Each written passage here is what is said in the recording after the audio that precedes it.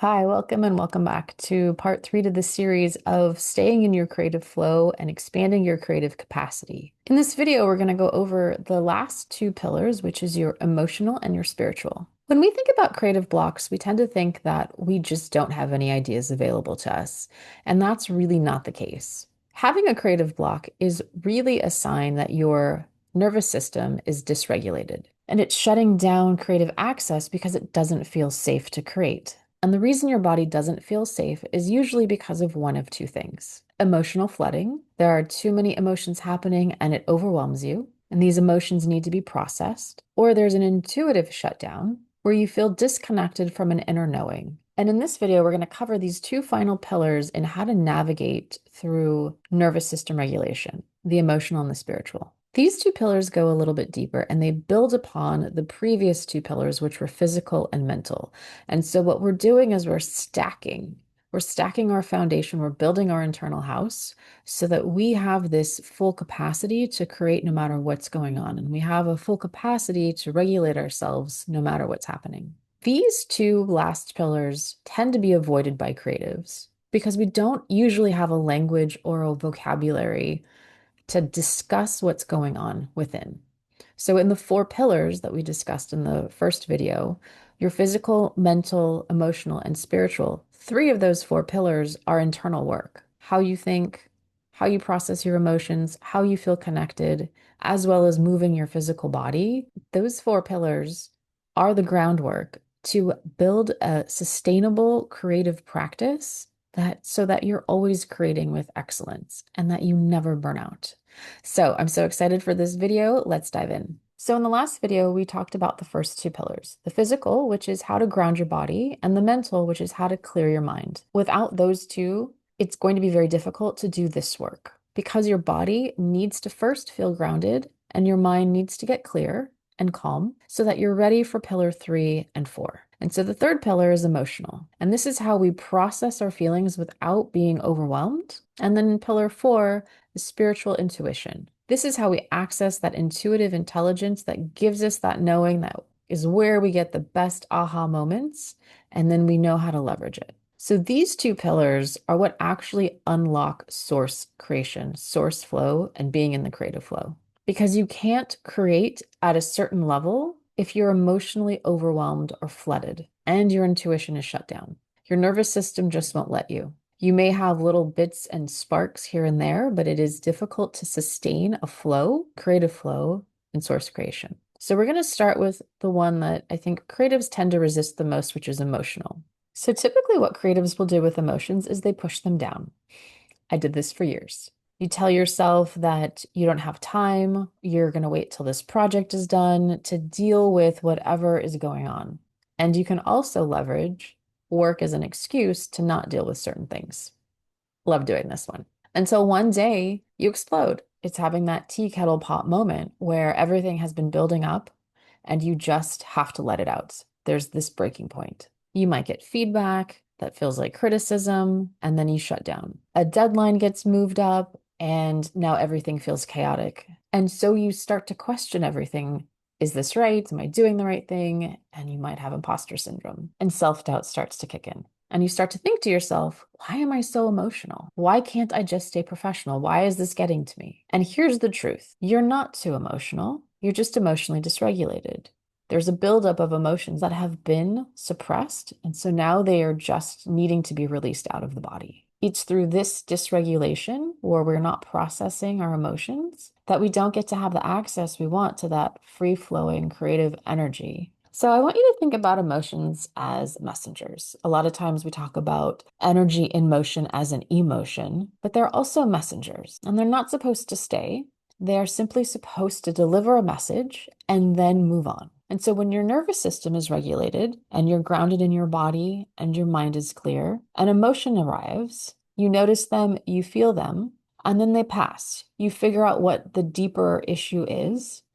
You honor the emotion and you let it pass through you. You don't hold on to it. When your nervous system is dysregulated, emotions will arise. You suppress them. They build up over time. And then there's a certain point where everything overwhelms you. Small things might trigger you.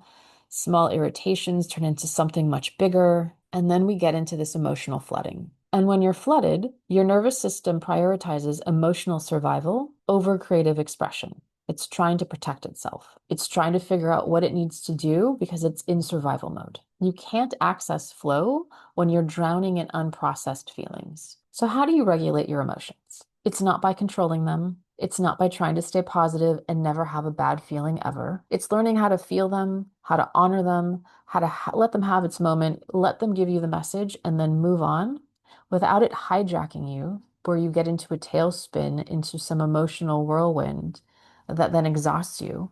And the only option you have is to just collapse because you're exhausted. So I want to walk you through a quick process so that we can start learning, how do I regulate my emotions? What is it that I need to start doing internally to help alchemize and shift that energy of that emotion into the way I want it to be? So we're not controlling the emotion, but we're controlling what we do with the energy of that emotion. And so in the very beginning, observation across the board is key. We want to really just name what it is that we're feeling. We want to identify it, we want to name it, we want to claim it so that we can start articulating our feelings just to ourselves. So things like, I'm feeling anxious, I'm feeling frustrated, I'm feeling disappointed, or I'm feeling excited. I now can start to see the texture, the feeling has now a vocabulary to it. I don't judge it, I don't analyze it, I just name it. And naming it creates distance. You're not in the emotion anymore, you're noticing the emotion, you're looking at it, you're giving yourself a perspective. And this signals to the nervous system, I see this, I'm not ignoring it, but I'm not overwhelmed by it either. So I can start to get in my body, in the present moment, clear my mind because I'm looking at this emotion in an objective way. When we can start to identify and name and label the emotion that we're having, we can get into the nuances of that.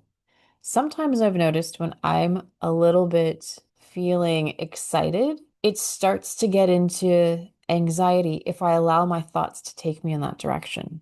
But when I observe the thoughts, I'm in my body, I'm in present moment, and I start to really just, what is that feeling? I notice that anxiety and anticipation are very similar, if not on the same frequency, on the same energetic vibration of the how the emotion feels. The only difference is the thoughts behind the emotion. If I'm worried about what's coming forward, I'm going to be more anxious. But if I'm excited about what's coming, I'm going to be more in anticipation. And that makes a world of difference in that little bit, because even if I was a little anxious or a little nervous, I can still turn it into excitement. And I can use that as fuel. This is what's really wonderful about this practice. As we start observing and we start being able to name what it is we're feeling, we can start to have a conversation with it. We can start to figure out what it is we want to do with that information. And that's where the best part of us comes through, is that we can problem solve. That's the best part of being a creative, is that you're going to start, how do I feel better? How do I allow this just to be, whatever that is? Because you're not broken and you're just having a moment at the end of the day. And so for this practice, this technique, the only thing you have to do is name how you feel. Every time you have a very strong feeling, can you name it? Can you own it? Can you see it? And can you start to see the distance that you're now giving yourself with that emotion and see how it starts to dissolve a little bit without you getting in a tailspin? Instead of saying, oh my God, I'm anxious, I'm having anxiety attack, I'm having anxiety attack. Okay, I feel anxious right now. I have heart palpitations right now.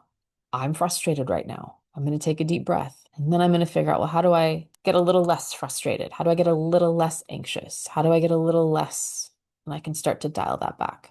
But the first thing I want to do is just name it. I just want to name it and own it and get distance from it and observe it. The second technique is to locate it in the body. Our emotions live in our body, not in our mind. And so when we can name the emotion, we want to ask, where am I feeling this in my body? And what is happening to my body at this time? And so examples might be anxiety, where you would have a tight chest, you'd have your heart racing, you might have a hard time breathing. If you're feeling angry, you might have a clenched jaw. Your cheeks might get rosy. You might get heat to your face. You might start to feel this rising in your chest coming forward, this like momentum coming through you, this fire, this fire that's coming through. If you're feeling sad, you might feel a heaviness in the chest. You might have a harder time speaking. You might have a constricted throat. You might not be looking people in the eyes. You might walk slower. You might have your shoulders hunched over. Right? You're starting to see how the body is responding to the thoughts and the emotions. And if you're feeling excited, you might feel more expansive. You might have a broad open chest. You might have a big smile on your face. You might have flutterings in the stomach. You might just be tingling all over from anticipation. So when we find the sensation, whatever we're feeling, especially when there are heavier emotions, sharper emotions, stronger emotions, we want to think about breathing into that space. And so we're connecting our mind into our body and we're using it to regulate the emotions and processing them. And when you notice how you feel, put your hand on that area of the body and breathe into that space for 4 or 5 breaths. We're connecting ourselves to ourselves and let the emotion move through you without fixing it, without trying to solve anything, just observing it. And it usually starts to diminish. It starts to lessen. It starts to dissolve. This is how we process emotions. We allow whatever is coming through to move through us, like the weather, and we get back into our regular program. We feel the feelings, we honor them, and we allow them to pass. That's the key. We allow them to pass. And so we learn that we're not going to think through the emotion, we're going to feel through the emotion. We're going to feel it to heal it. And this helps us get through things that come at us when we're working, when we're creating, so that we're leveraging. And that energy that you've just taken and moved through from one emotion, from one really tricky emotion to something really great is like literal alchemy. And this is so beautiful for creatives to understand and learn this. And like you can take anything, you can take a bad criticism and turn that right around and have that fuel drive you to do something even greater. It's magic. The third technique, which is differentiating between flooding and flow. It's all energy, baby. We're creating. We have to understand, like I was giving the example before, is this anxiety or is this anticipation? The feelings are actually quite the same. I had this experience one day where I was getting that feeling. And it started to feel like anxiety. I was starting to get worried about things going on. And I scanned my body, I went through the thoughts around it, and I realized that whatever I had in the past, whatever fears or worries weren't really there anymore. But I was so used to getting into that anxiety mode that it was just a comfort that my body was kind of kicking into until I took a step back and I really observed and I thought, I think actually I'm just really excited. And there's this anticipation that I haven't felt before because there are no obstacles in my way. The road is open, the path is clear. And when I consciously really looked at what was behind that emotion, and I realized I'm just excited. And there is an angst, right? When you put something out online or you put something out into the world, just what is it going to do? How is it going to be? But it's also not in my control either. So you just have to let it go. And once I really understood, this is actually anticipation. I'm actually really excited about this. I can't wait to do this. And there's going to be lots of emotions that come up. It changed everything for me because it helped me ground my body even more. And then I had to really work with that energy because excitement, anticipation is very similar to anxiety. How do you do that? You have your heart racing, you've got all this movement happening, you have this physiological aspect to it. Honor it. Breathing techniques, grounding into the body, getting really focused, getting really clear in the mind, building on all these pillars so that we can move through a flow. And so this is a really beautiful nuanced technique because as we're naming it, as we're locating it in the body, we're really giving it the right attention. And so that's allowing us to create a flow, a constant flow. So there's a difference between a healthy flow and an overflooding. So emotional flow, you feel it, you process it, and you move forward. I'm disappointed that this project got rejected. It really sucks, but I'm going to be okay and I'm going to keep going. Emotional flooding is more like the emotion overwhelms you and it hijacks your whole day. This project got rejected. I'm such a failure. How could I have not seen this? Nothing I do matters. everything sucks, and we stay into that place for days. That's dysregulated. That's letting something get to you and eat away at you and take you away from your focus, which is anything but that, because that's not a place to be. It doesn't serve you and it doesn't help you with anything. And we just have to get through this because the work that we do and the creativity that we put out there is so close to us and it is part of us and we feel connected to it, but we have to detach in that way because it isn't about you per se. It doesn't make you a good or bad person. You are just a conduit to delivering great work. And sometimes you might be ahead of your schedule. You might be ahead of your time and what you're doing. And so we have to disassociate a little bit from that. Listen to what is constructive and leave everything that isn't.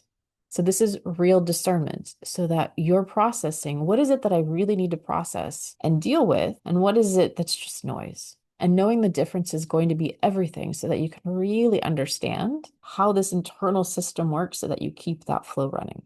So this practice is going to help you so that you can take emotions and let them pass as opposed to holding on to them. If you do this practice, if you really start to observe what's going on, you're going to be able to process emotions much faster. You're going to be able to move through things much quicker because you know these really small key ways to ground, to get centered, and to get back into your creative flow. I want to go through a few steps if you do feel like you're getting flooded and how to handle that. So the first thing is to just stop. Just stop for a second and ground your body. Sit down, put your feet on the floor, stand next to a tree, get grounded, get into nature, and just really be in your body in the moment. And then name the emotion that you're feeling and locate it in your body. You're connecting yourself to your mind and your body. And then you let yourself feel it for 5 to 10 minutes. You're allowed to feel all the feels. You're allowed to feel all the emotions. It makes you a better creative. You have to feel everything. You just don't want to live there. We're like visitors, right? Emotions are just visitors. They come to visit for a little bit. So we get to have this really in-depth experience, the good, the bad, the ugly. It's usually the darker emotions that are the most gripping for us, the most intense. We see what it is, it delivers us a message, and we move on so that we can leverage that knowledge, that wisdom to create with. We want to create with our wisdom. We want to have creative wisdom come through us. This is how it works. And then, last step, ask yourself, what does this emotion need me to know? If I'm feeling anxious, what is it that I'm worried about? Do I need more information about something? Do I need to be okay with the unknown? Whatever that is, we want to bring it to light so we can engage with it and we can understand it more and then move forward and move through it. When we're flooded and overwhelmed with emotions, those messages are pretty much saying you're overextended, you need rest, you're creating in a survival mode, boundaries might be crossed. There's something that is signaling to your body, whatever the circumstances are, it's not working. And so we need to adjust, pivot, take a step back, understand what's going on, and then figure out the next steps forward. So that is pillar 3, emotional flow. We name the emotion, we locate it in the body, and we let it move through us without flooding us and overwhelming us and hijacking our creativity. When you regulate your emotional capacity, you stop creating from suppression or overwhelm or frantic energy, and you start creating from fullness. You start creating with a deeper wealth of abundance because you know you have resources at your disposal. So now let's move into the final pillar. It's one of my favorites, spiritual intuition. Before I get into it, I'm going to give you the disclaimer. These pillars build on each other. So this is the pillar that unlocks source creation. Source creation isn't about discipline or working harder or strategy. You actually do that in the lower 3 pillars so that when you're at this level, when you're finally hitting your 4th pillar, you're able to access your intuitive intelligence. And I use that word very specifically, intuitive intelligence. There is a high intelligence involved, and it doesn't mean that you don't use your logical mind. This is a different area that we want to access all the time. This is open and accessible to you 24/7. And this is that deep knowing you have within you that comes from your body. It's the calmness, it's the solidness, it's that peacefulness when things come in that you know how it resonates with you, which is why this practice is so pivotal. And it's boring and it's basic. And I know. But hear me out. It's not in your logical mind. Your intuitive intelligence is not your logical intelligence. It's a different side of the brain. It's a different way that we want to tap in. And so this has to be in order. And most creatives, when they get into corporate jobs, when they're getting in the middle of their career, and they're more focused on all the physical elements, all the work environments, all the politics, this is the first one to go. This is the first one to turn off when we lose access to it. And this is the hardest one to get because we do not know how to talk about spirituality in any sense other than religion. So we're going to talk about it in a creative perspective as the most important pillar to accessing your intuition, but you must have all the other pillars in place in order to do any kind of work, any kind of deep work and self-satisfaction in what you want to do. And this is the hard part. This is the hard part I had to deal with myself and I see in others, is that when we hit this survival mode, when we're in this limiting belief, when we feel like we're in the defense and our nervous system isn't regulated, this is what we crave the most. We're craving our intuition. We're trying to find the guidance within. And it's hard to access because of these little key things. How we talk to ourselves, how we're dealing with our emotions, how we're moving our body, just so we can get clarity, just so we can open up as a channel. This is really the work as a creative.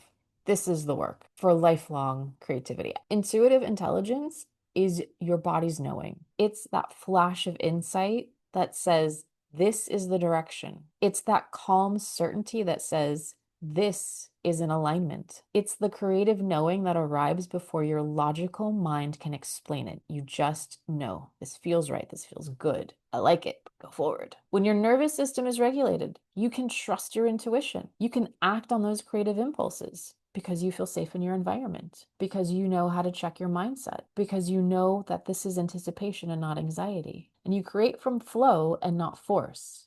It's just naturally bubbling up out of you. You're not forcing it to come. When your nervous system is dysregulated for too long, you start to second guess every decision, more often than not. You need external validation to feel safe. You depend on and create more from data and logic than a knowing. And this is why you feel disconnected from your creative spark.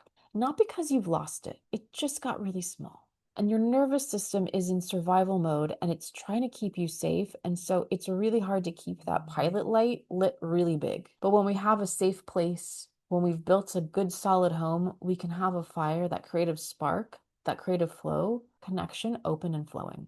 So how do you access intuitive intelligence? So we need to understand, what is intuitive intelligence? A lot of conversation is around visualizing, manifesting.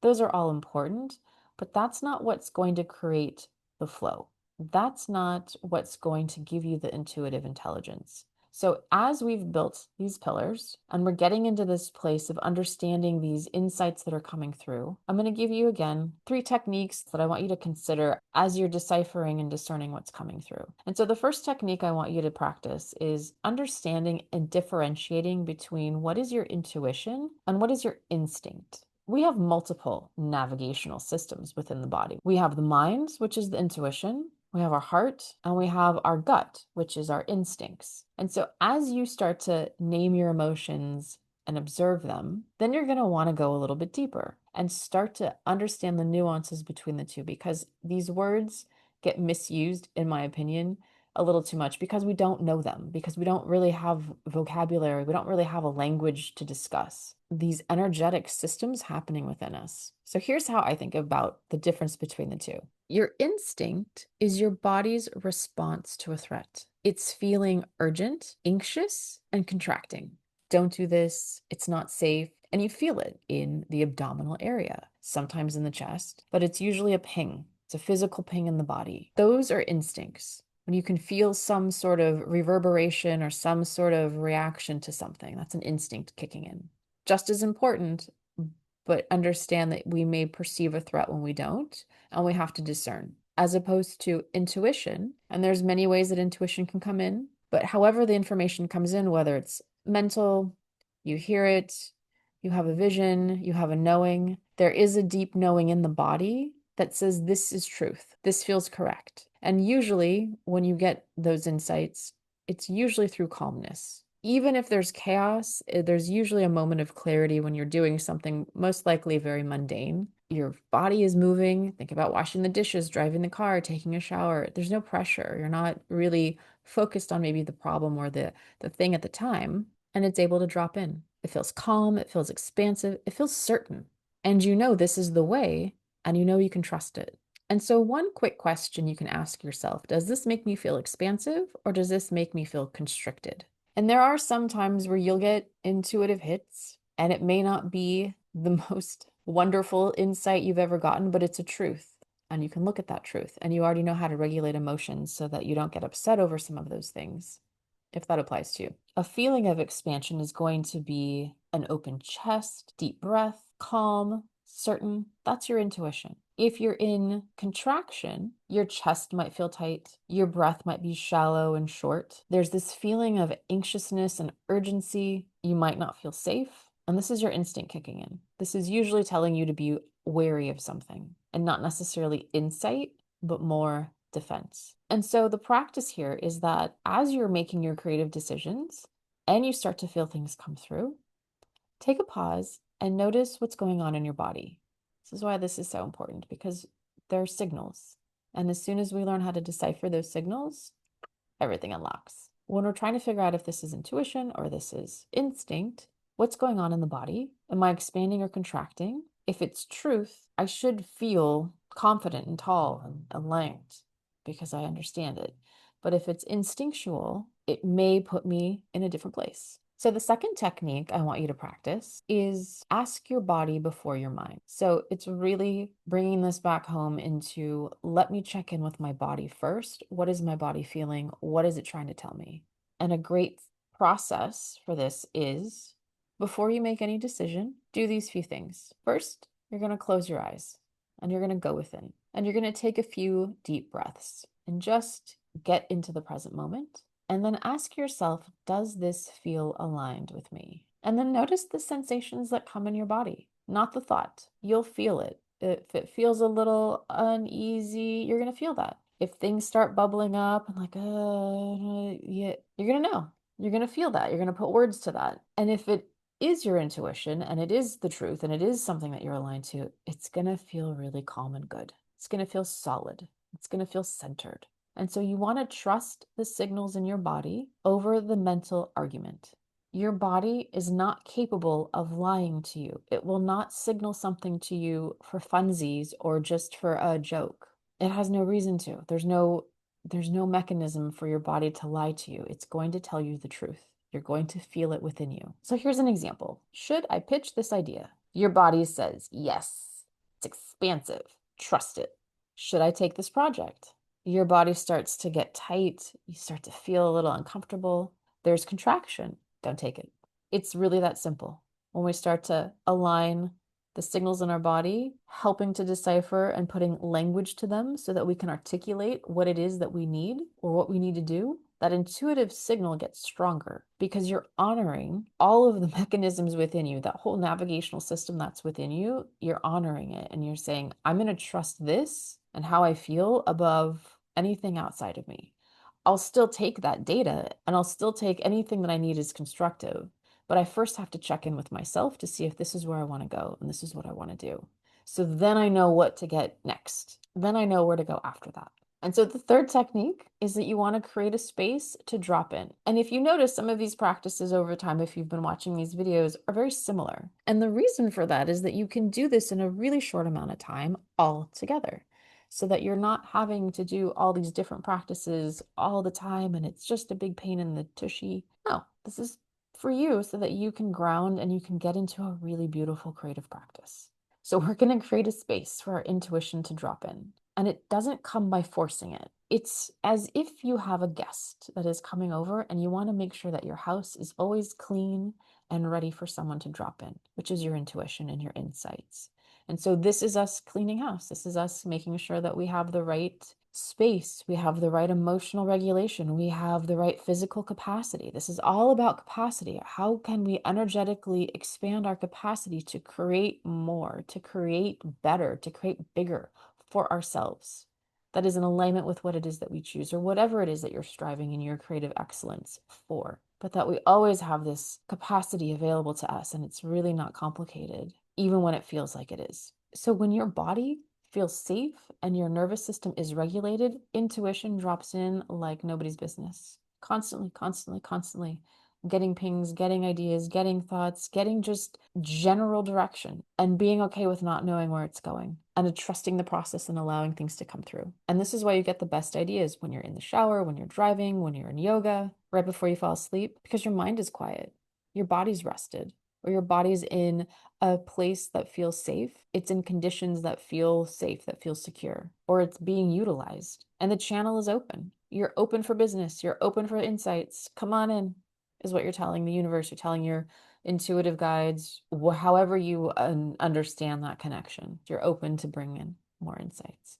And so, what we really want to look at is how do we create more moments to allow that intuition to come in and visit us?